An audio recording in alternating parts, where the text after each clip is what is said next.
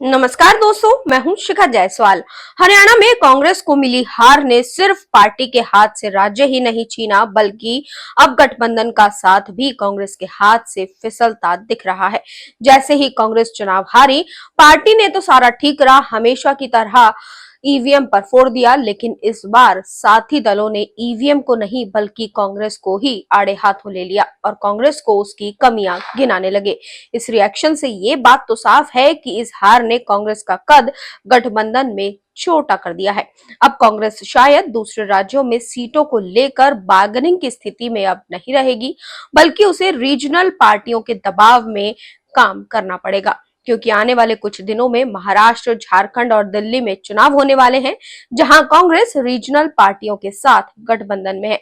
और ये पार्टियां अब कांग्रेस के परफॉर्मेंस को देखकर सवाल उठाने लगी हैं और कांग्रेस को इंडिया गठबंधन के अपने सहयोगी दलों से महाराष्ट्र, झारखंड और दिल्ली में अगले दौर के विधानसभा चुनाव से पहले अपनी चुनावी रणनीति पर पुनर्विचार करने के लिए सलाह भी दी जा रही है।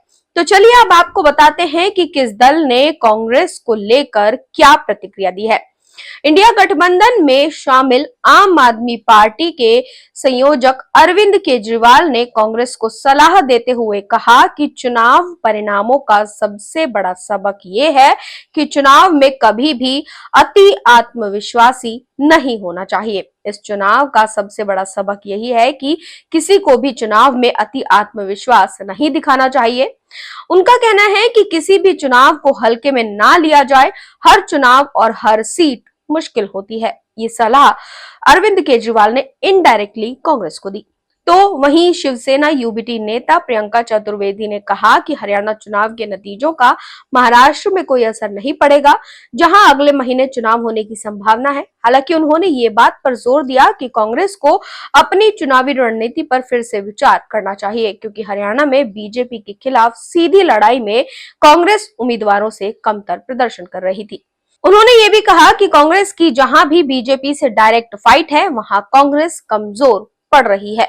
दूसरी सहयोगी पार्टी बीकेपी के महासचिव डी राजा ने भी कांग्रेस को सलाह दी और कहा कि कांग्रेस हरियाणा के चुनाव परिणामों पर गंभीरता से आत्मचिंतन करे और महाराष्ट्र और झारखंड में आने वाले चुनावों में विपक्षी गठबंधन इंडिया के सभी सहयोगियों को साथ लेकर चले।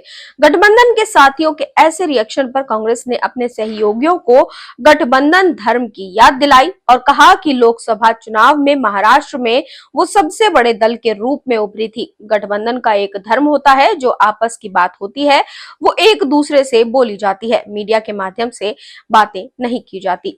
उन्होंने ये भी कहा कि महाराष्ट्र में गठबंधन को मजबूत करना हमारा कर्तव्य बनता है और हम अपने साथी दलों के बारे में कुछ भी नहीं कहेंगे।